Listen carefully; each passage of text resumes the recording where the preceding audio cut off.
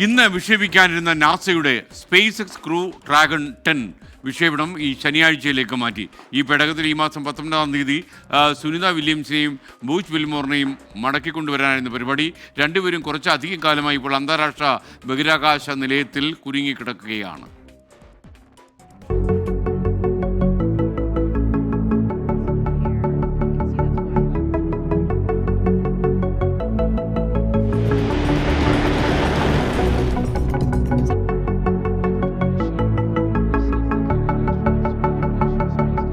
Launch പാഡിലെ സാങ്കേതിക തകരാറും വിക്ഷേപണ പാതയിലെ ശക്തമായ കാറ്റിനും മഴയ്ക്കുമുള്ള സാധ്യതയും തുടർന്നാണ് ഇന്ന് വിക്ഷേപിക്കാനിരുന്ന സ്പേസ് എക്സ് ക്രൂ ഡ്രാഗന്റെ വിക്ഷേപണം മാറ്റിയത്.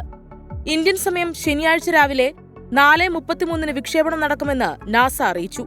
ഞായറാഴ്ച ഇന്ത്യൻ സമയം രാവിലെ 9 മണിക്കാണ് അന്താരാഷ്ട്ര ബഹിരാകാശ നിലയത്തിൽ ക്രൂ ഡ്രാഗൺ ഡോക്ക് ചെയ്യുക.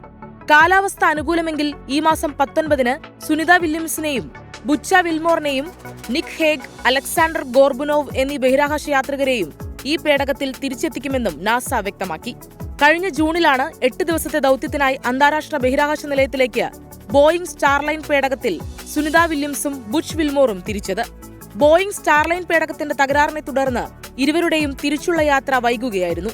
നീണ്ട 9 മാസത്തിനു ശേഷമാണ് സുനിതയും വിൽമോറും ഭൂമിയിലേക്ക് മടങ്ങിയെത്തുന്നത്.